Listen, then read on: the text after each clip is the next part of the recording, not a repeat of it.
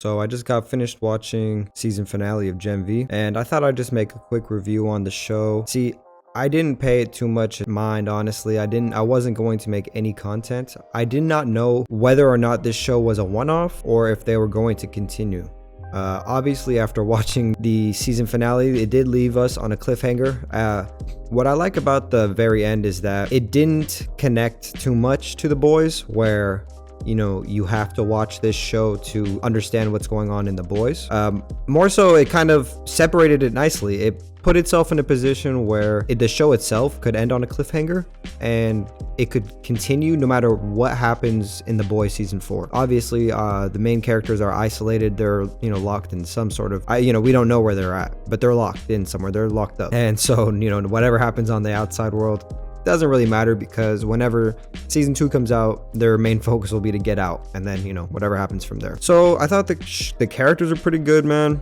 I had fun watching the show. To be honest, I saw people saying that it was a lot of it was woke, and look, if you hear someone say that, you can't be mad at them, because quite frankly, it is true.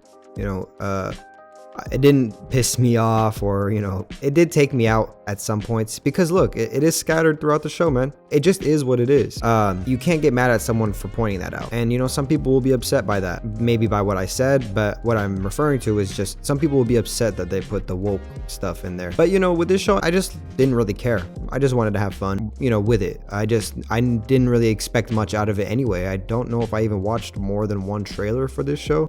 Once they announced that it was going to lead directly into the boys season 4, I was like, okay, let me lock in, because I like the boys a lot. I like that show. The boys, that show is very good. It's one of my favorite shows, man. And it did leave us with a kind of it did lead directly into season 4. Obviously, I don't know how season 4 of the boys begins, but it will probably begin. I think that the ending of this show will be a small part of season 4 of the boys. I think it might influence a couple things here and there, but I don't see it being too much of a big deal. See, the way I look at this show, I look at this show as a Disney Plus show, a Disney Marvel show, and I see the boys as an MCU movie. Meaning what? Meaning right now in Marvel, the Disney Plus shows they have a huge impact on the Marvel movies. This doesn't seem to be the same. It doesn't seem to be doing that, and I'm glad. Whoever saw I made a short the other day actually worried about this. I was worried about this being too connected, and that going forward you have to watch the two at both of the shows. I don't like that model, honestly. It's one thing to keep up with all the movies, to know what's coming in the next movies,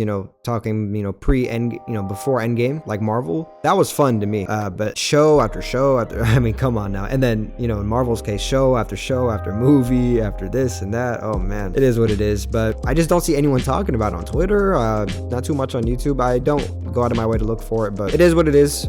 Please let me know what you guys thought. Look, I don't have a rating system right now. I'd say let's give it a 6 out of 10, which isn't bad. It's really just average. It just kind of was just mindless fun to me, to be honest. And that's why I give it a 6 out of 10. Just an average show. This is just, off the top of my head, just fresh off of watching the show, man. Peace out, boys.